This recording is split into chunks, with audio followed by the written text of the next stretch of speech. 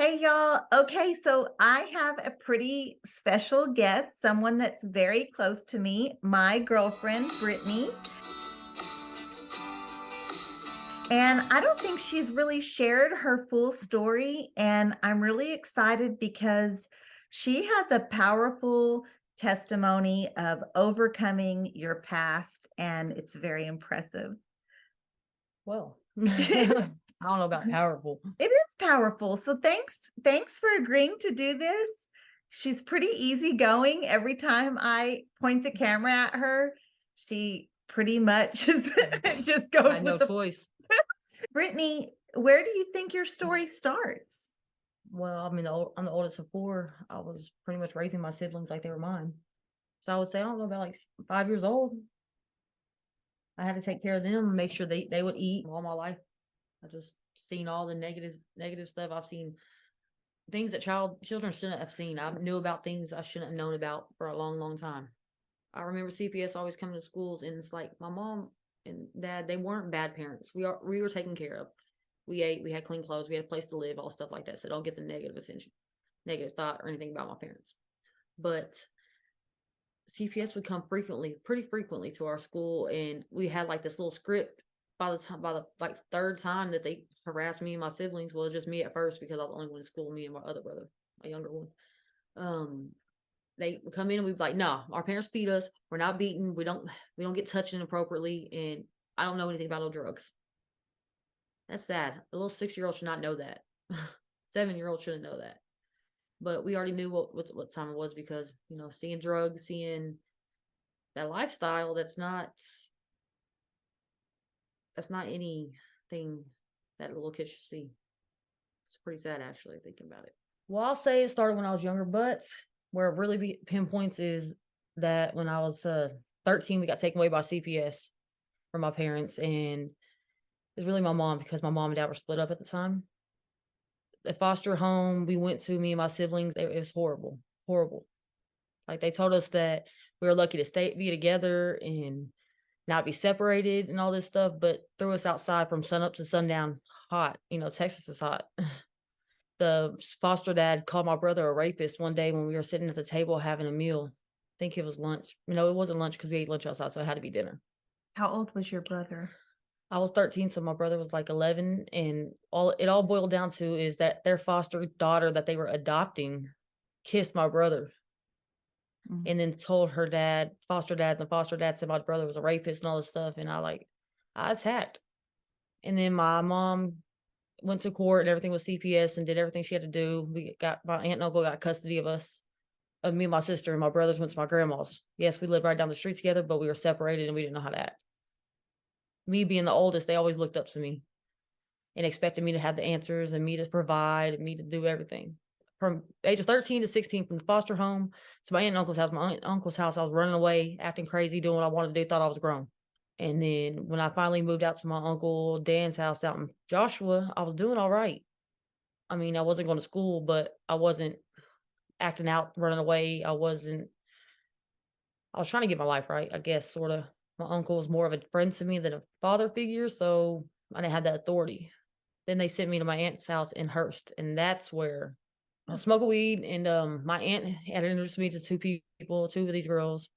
And so we were smoking and chilling, and then they invited me over to the one of the younger one's boyfriend's house. They said, "We're gonna go smoke. Want to come?" I was like, "Sure." Well, we went there and we smoked a blunt, but then they took me into the other room, and they were all their friends were sitting there around there smoking, rolling a bowl. And I was like, "Whoa," because all my life, that's all I seen was meth, meth, right? Parents addicted to drugs, this, that. I mean, the streets. All I saw growing up was criminal activities, selling drugs, gang banging, fighting, using drugs. I mean, I didn't know, so I left. I made up an excuse and left, went back to the house. And all that night, I was just laying in bed, and I was thinking, taking my mind back for it. 'Cause, I used to always think I was better than everybody else. Cause I ain't doing drugs. I was never gonna do drugs. That's what I told myself because, well, I'm never do meth because my parents didn't. My parents did it all my life and got us taken away and all the problems we went through and hardships growing up. Well, 2, 3 days went by, and then finally, I don't know, just like, they say peer pressure. That's really what it was, or do it feel like not really peer pressure. They didn't peer pressure me into it, but everybody else is doing it, so I did it to look cool. It went to me selling so I could support my habit and meeting these people, meeting those people, and then finally meeting some very dangerous people. And then I was selling drugs and acting a fool. I moved back to Irving, which was a bad place for me, and I started using even more. And then finally, I don't know how I got clean. I can't even remember that because I've done so many drugs, y'all. But I got clean for a little bit, and then, of course, I ran into somebody that I knew when I was a child, when I was, like, 13, 14 years old, hanging out with the wrong friends, y'all, and they were an adult. They shoulda never, hung out with those kids like they were, but I ran into her, and, of course, what were they doing? Drugs, heroin, and meth, and stuff like that, so I got into that, and then I threw everything I built up, I threw it all down the drain. All because at one time, that parental figure, the authority figure should have, said no and been an adult, but they weren't. But that's a choice, my choice, I guess. And I chose to, do it again. And my apartment went away, my car, everything, like just my job. How old were you, Brittany? This time I was 17. You were 17 and you had your own apartment and your own vehicle. Job, everything. Well, when I lost my job, I had to move to a different apartments, cheaper ones because I got evicted, because I act, especially when I'm high. When these other apartments, that was just even worse because I was sitting there and I was selling drugs, people coming in and out of my apartment, like cops just jumping over the balcony to just because they saw us all had the back door open, we're smoking and drinking, and we weren't really doing drugs at the time, but we were smoking weed and drinking alcohol underage. Cops just jumping over my balcony like it's okay for them to come in my house without any warning. I walk to the store to get cigarettes or walk to the store to get anything. Here the cops are coming up on me, searching me, getting pulled over in the car. And then when I started using drugs, guess what? I said, well, since I'm already using drugs like my parents, right? I said, I'm never gonna do that. I'm not ever gonna use a needle. I ain't gonna ever shoot that stuff up. Did you ever? Yes, I did. Sure enough. When did it get out of control? Which part? Me doing drugs or just Your shooting up? life. Okay, well, so the first time I went to jail, I wasn't shooting up drugs, y'all. I wasn't. And then I went to jail for I got a controlled substance charge for an empty bag that's never been used. Brand new bags. Brand new. But that's City of Irving for you. Shout out. And my last name don't help matters either, but I kind of helped contribute to that. So Why do you think that your last name made a difference? my family. Because your family criminal history? Criminal history and the laws coming to the house for fighting, parents fighting. Y'all were known. That the police knew you. So when they pulled you over, automatically they already know we're white trash out there. Okay, we're white trash guys. they're not white trash. You went to prison for that? No. Okay. When did you go to prison? Technically I did because when I first got arrested, I got out for that possession of controlled substance on bond, went to court, got probation, violated probation with I went back to jail in and out before I violated probation. It was for like no driver's license and no insurance. They always towed my vehicles, guys, always. I'd get out every time I was in there, I was in seg by myself in city jail. In solitary confinement? Yep. Because I'm a lesbian. I'm like, it is what it is. They housed you in solitary confinement because of the way you look? Yep. Or your sexuality? My sexuality, the way I looked, everything, I guess, because that won't be the first time I went in, I was like, oh, I thought it was normal until my mom told me no. They have a population where all the girls are together. I was like, what? I said, no, they put me by myself. She's like, what the fuck? And then when I went back again for the drug driver's license and insurance, I was in solitary confinement. What was your cell like? Your solitary confinement cell? It was just the combo toilet and sink. Okay. And it was like it looked like a holding tank, really, with a brick little slab, like concrete slab that just like had a little thin mat on. How much room and then was it was like a little window, and then once you open up that window, you go to a vestibule that has a door, phone right there, and then another solitary cell right there. You were able to use the phone?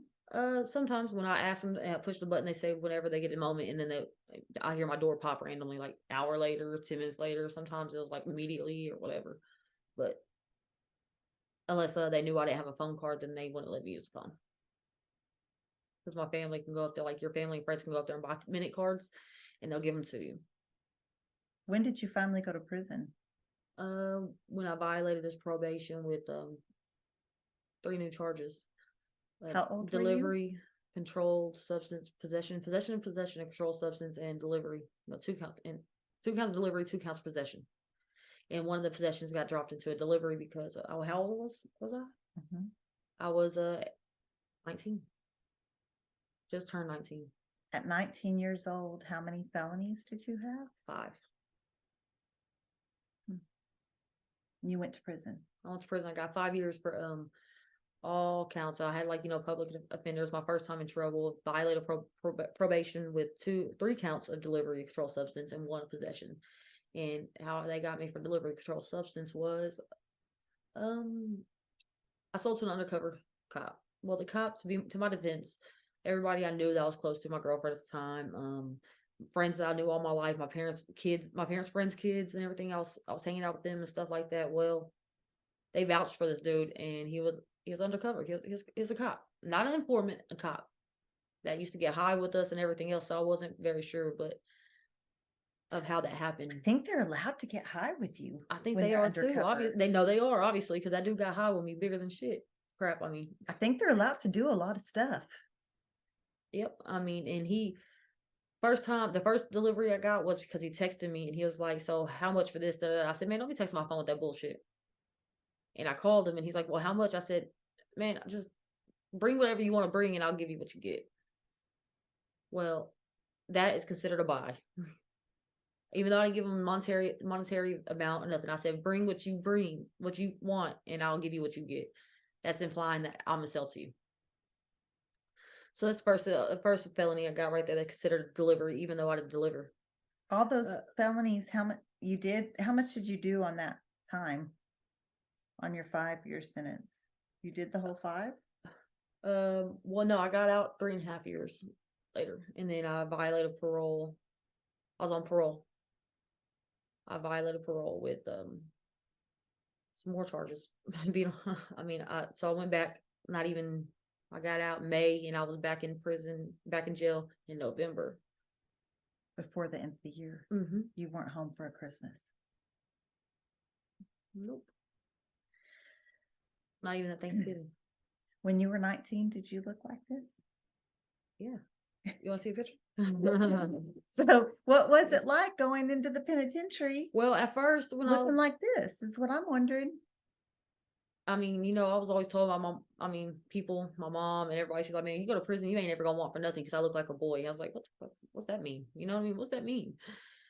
Well, when I get there, I see, because all them women, they act like they ain't never seen a stub bra before. They all gay all of a sudden, and they try to give you this, trying to give you that, but that wasn't even the hard part. The hard part was them officers.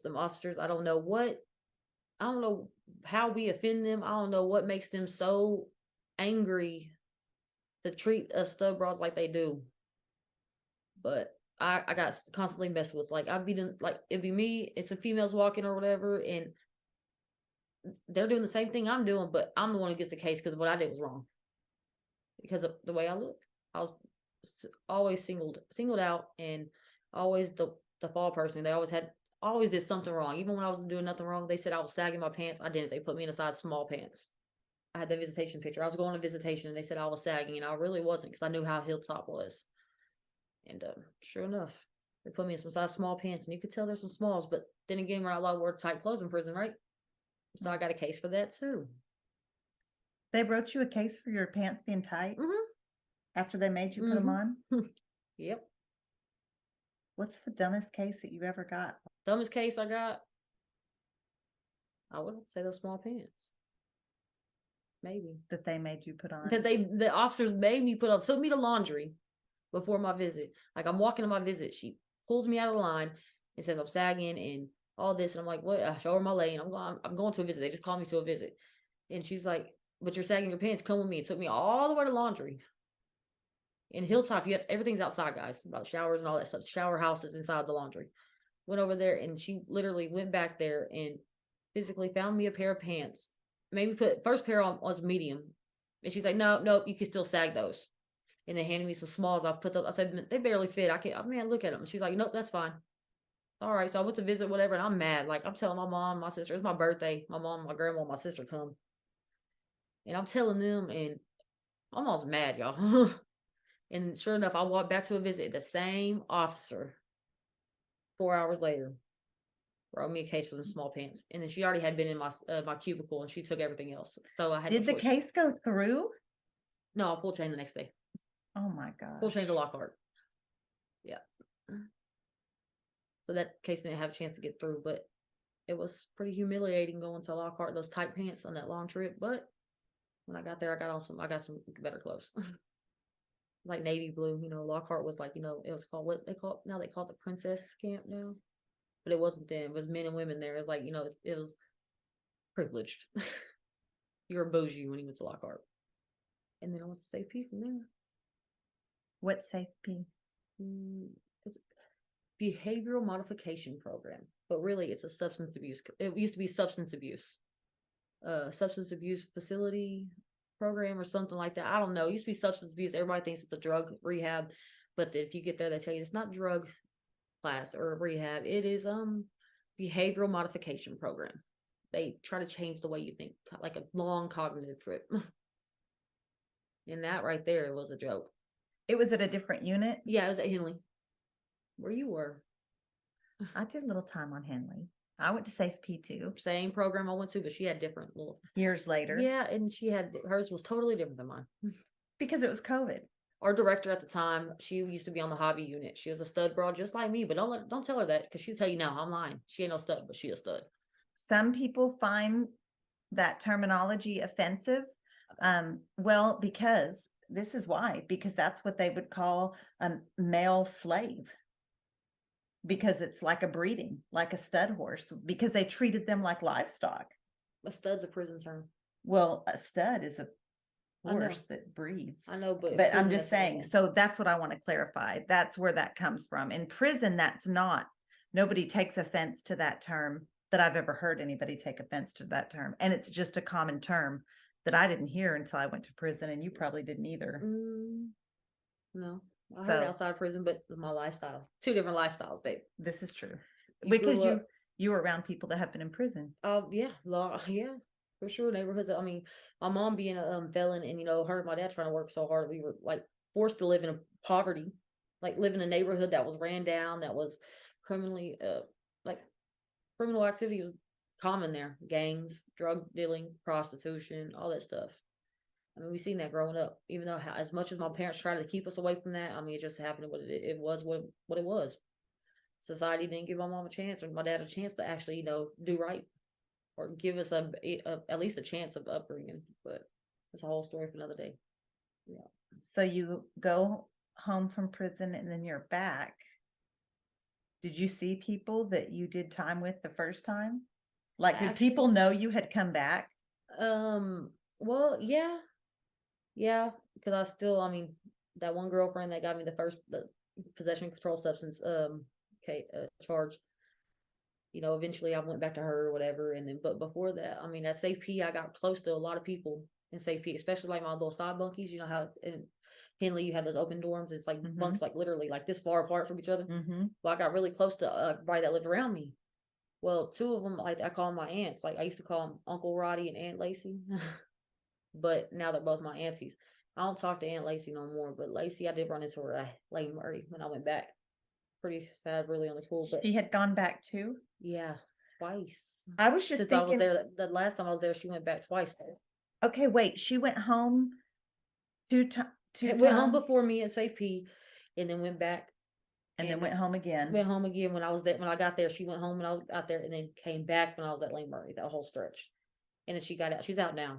But I mean, pretty crazy. And then, but you didn't see anybody that like never went home that was like, "You're back," because I just remember how that would feel. Yeah, white boy. I mean, but he said he already left and came back. Chino too, when I went back to jail. But no, I didn't see nobody. I mean, I went to a different intake. I went to Woodman the second time and stuff like that, and then I went to San Saba, not Hilltop, as a holdover. Because the first time I went to Dawson, I remember I was so happy going to Dawson because I was going home, Dallas boy.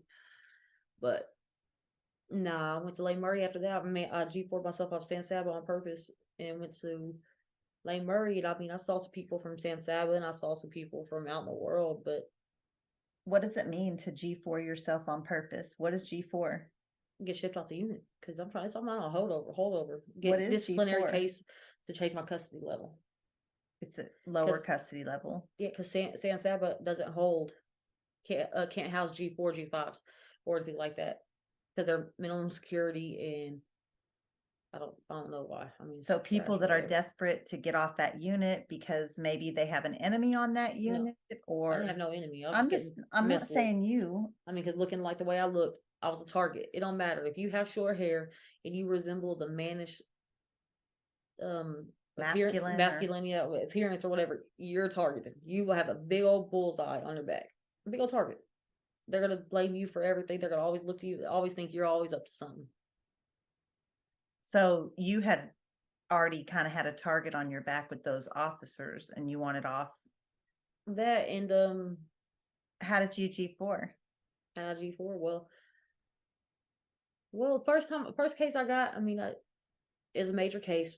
I shouldn't have gotten it because I was having a seizure, and that girl, we weren't doing nothing. The girl was just sitting there helping me because I was on the fucking floor of crap on the effing floor. Sorry, and my head was moving. I was having a seizure or whatever. Well, I got a sex case for that, whatever. But they didn't G4 me for that.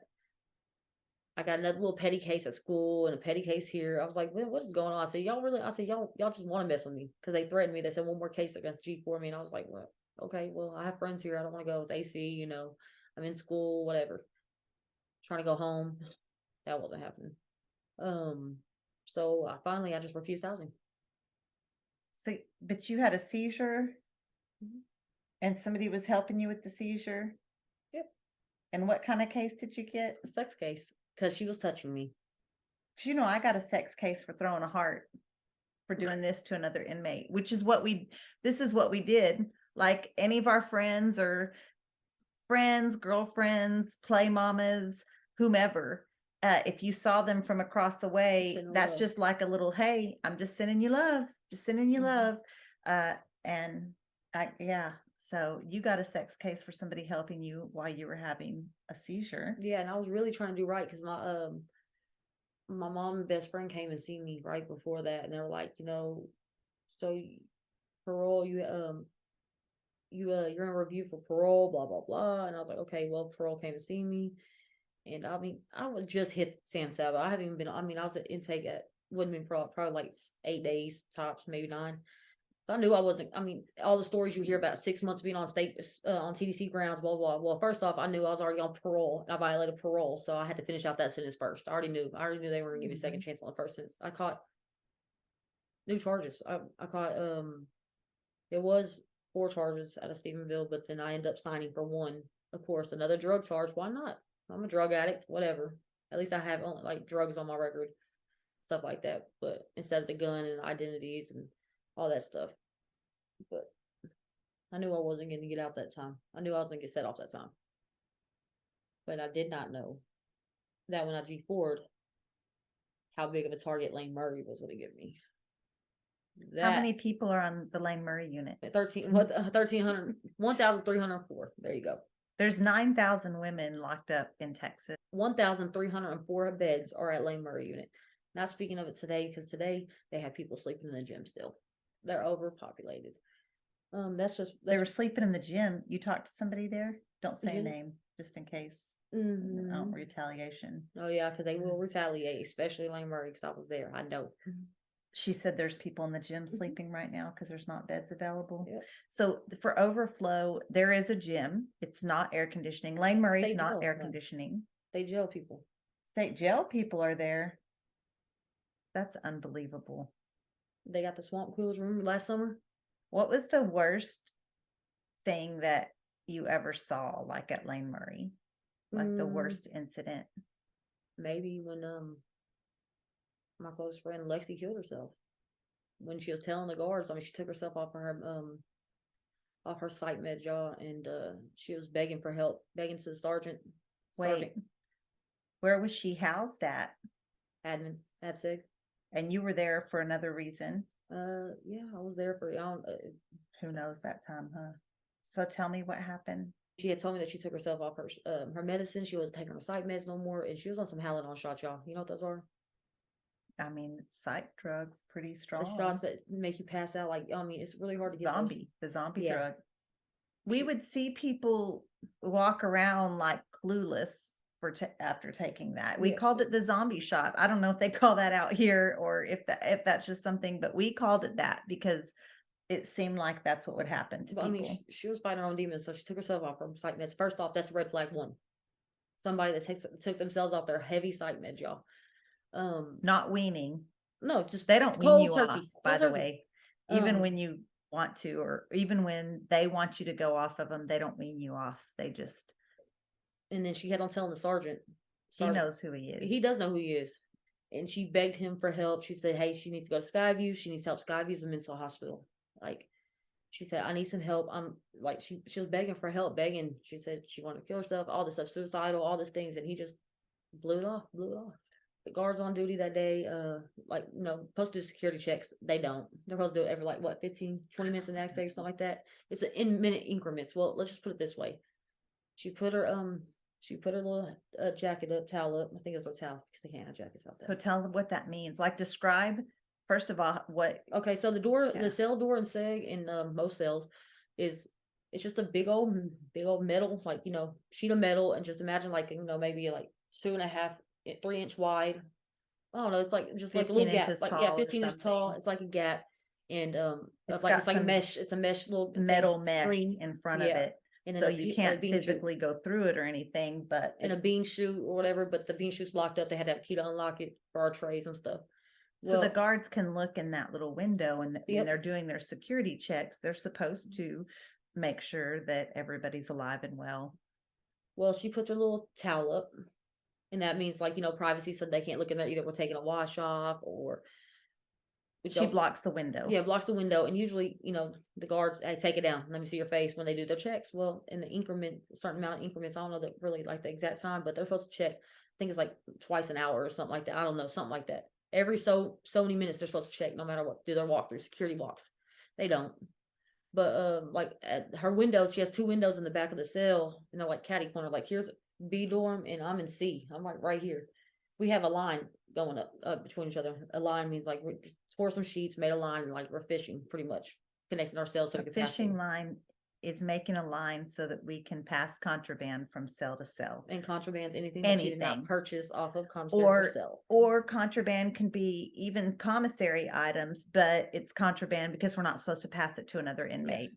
But we pass, because in ad seg we have no communication with each other whatsoever. You have no human communication. So that's how we communicate. We make a line, we pass notes back and forth. It's community. That's the only way that you can form. Humans naturally need community. Mm-hmm. And that's the only way that you can get that in any form in there. So it definitely happens often, all the time. So tell me about the line. I'm sorry. Well, we had a line, and she ended up taking the line down out of nowhere. And that's not like her, because every time I go to SEG, for some reason, she's always like right there. So why was she in SEG or solitary confinement or restrictive housing or the shoe or the hole or what you want to call it? It is one tiny little room that they throw people away in, and they just forget about them. So she was housed. She's been housed for some years now. She's been locked up a total of 9 years when she died. So 11 years when she died. Housed in that she was there for like 4 room. years. Yeah, 4 years before then, something like that. I don't remember the exact amount of time because I block a lot of things out because it's pretty messed up. So you hear her begging the sergeant begging, needed some help, begging anybody to listen. Well, she puts her thing up, and I haven't heard from her. And I can see her through a window or whatever, but she's not answering. So finally I was like, all right, whatever. Maybe she just needs some time, whatever. Hours went by. This lady above me, she's like asking me if I talked to her. And I was like, no. She's like, well, I don't know. She was like that before. Like, she's in that same position before I went to my visit. And when I came back from my visit, and it's been a couple hours now, and she's like, you just hear everybody on this back wall yelling for guards, check on her. And they were like ignoring everybody. Well, finally this one lady got the right person, and They went in to check on her, and she was dead. And she had hung herself. And it was so bad when the paramedics and stuff got there. They were like, rigor mortis had set in. How do you do your security checks and your jobs? But if you're security checking like you're supposed to, I mean, in minutes, like every so often, whatever, then you would have seen that she was dead before then, or caught her, or something like that. First off, second off, she asked for help. She asked for help. There's a whole ton of things wrong with that story, right? How many times did we see People cut themselves and all that to get to their woman? There's a lot of people that cry wolf. There really is. There's a lot.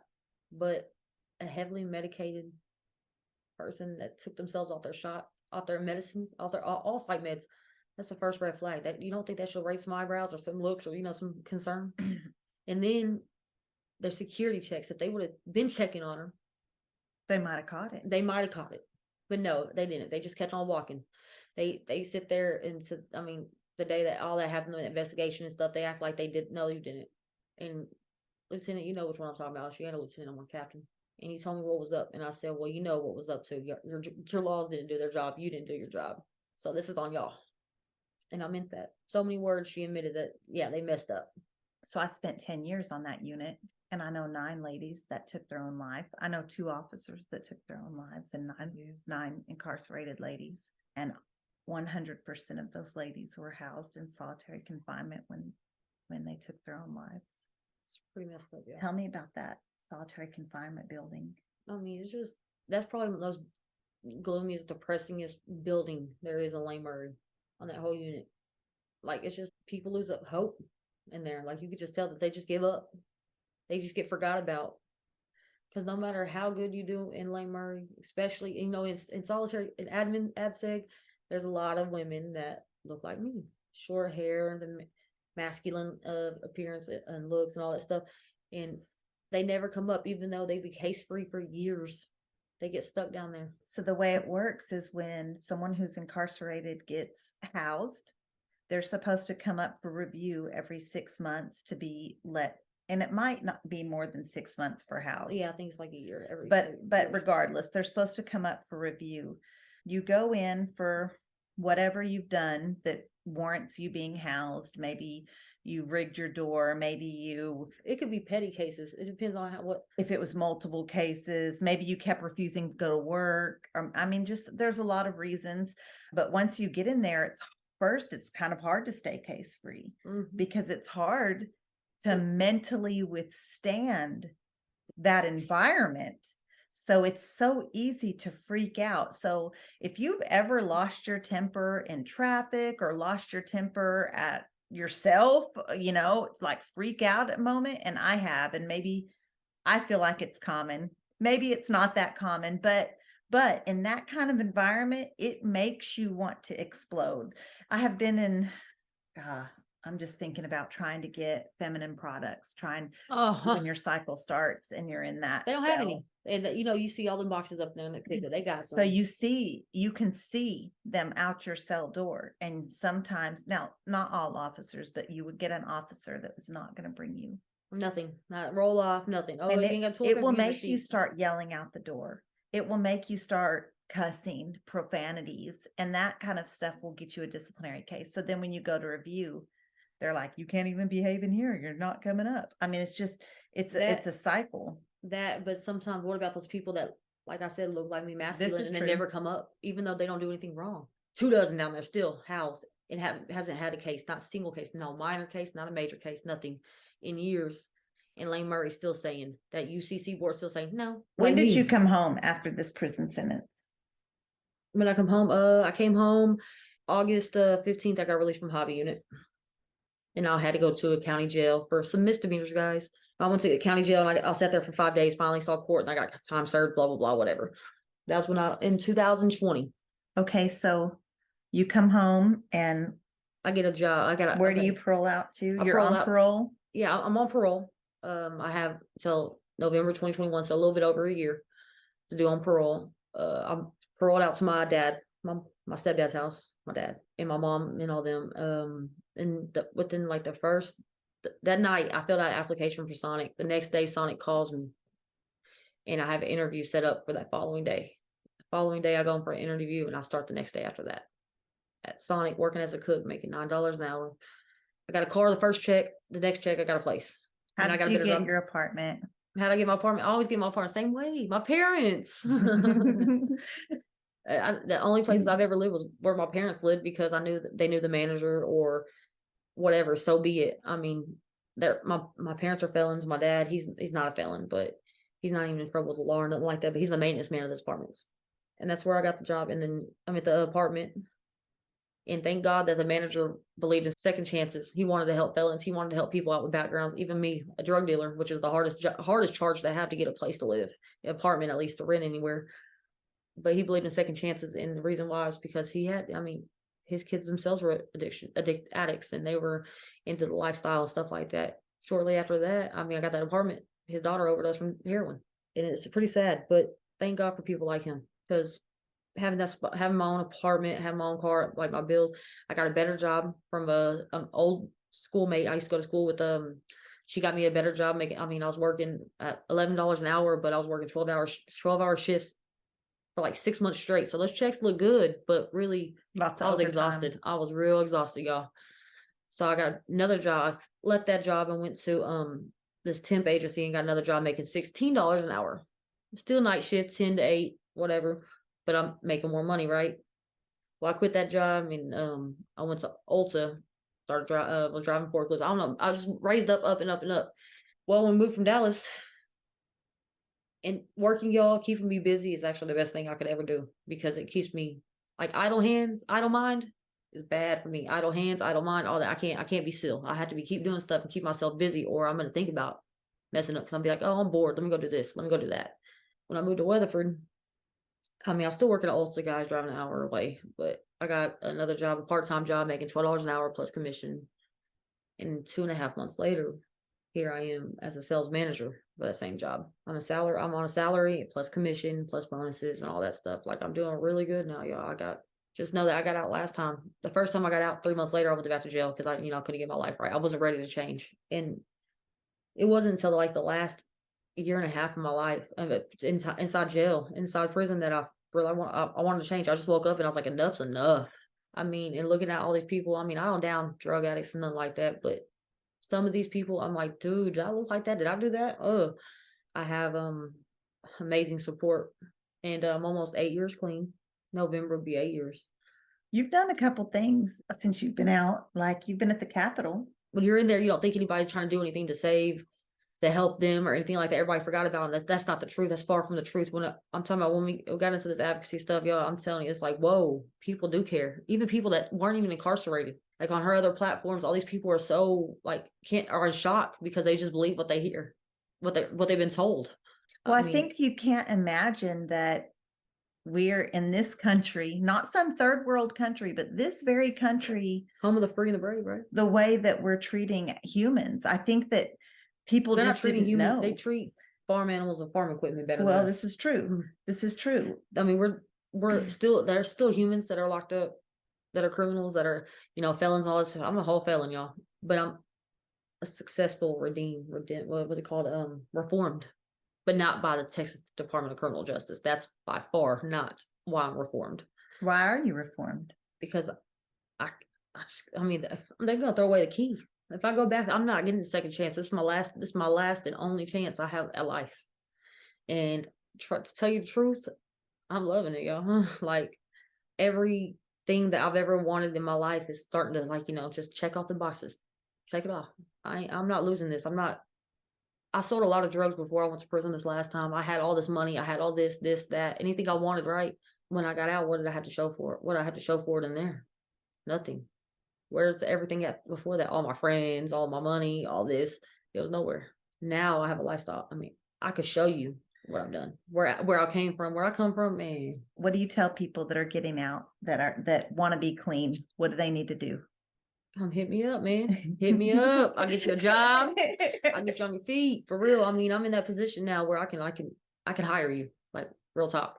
Okay, what if they're not local? What if they're not local? Yeah. What's your advice to someone getting out of prison that wants to make it and has a drug history like yours?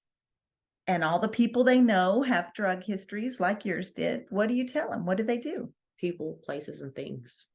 That's what it is. Change it up. You gotta change your whole lifestyle. You can't just go back there and think you're strong enough. I mean, yeah, I'm strong enough. I've seen it. I mean, I know people that do it. I'm strong enough today because I don't want it. I mean, I'm so disgusted by it by seeing the people that I care most about. Like, I'm so disgusted to see how they act and how they just they don't care. They only care about that one thing, like the way they were living. I mean, You separated yourself from some people. I cut some people off. I How have, how but has that been? well, some of them easier than others, but some hurt. Some still hurt that I had to. I mean, I still love them, but I have to show tough love. Like I can't. There's only so much I can do before I get pulled down too, because I'm an addict. I'm always gonna be an addict all my life. How many times do you expect me to go jump in that lifestyle, that criminal activity, whether it's fighting somebody or seeing drugs, using drugs and stuff like that? I mean, how do you expect me to be around that and hanging out with you, people doing that stuff, and then not expect me to eventually get into it again? So I'm gonna be like, oh, that fast money look easy. I'm not gonna be a statistic. All my life, I was just gonna be another prison number, a prison number. I was gonna have a number. If I was better at, speaking and stuff like that, a felon, my criminal record don't define me, y'all. I'm not who I was. Here I am going on 3 years being out of prison. Sober, street sober. Almost 3 years on the streets sober. That's prison, that's a different thing. When you hit the streets, it's right there. Life is real. It's real, y'all. And I choose not to every day. And I just say, like when I was in prison, when I was trying to stay case free, I'd be like, just for today, I'm gonna let these hoes make it. So I want to get case. I just know stay busy because I ain't going back to that lifestyle. And I'm not gonna lose everything. Thank you, babe. Thanks for being on the show. Thank y'all for joining. Thank y'all for watching. If you loved this episode, please show us some love. Like, subscribe, comment, all the good stuff. And make sure and catch my other episodes as well. See y'all soon.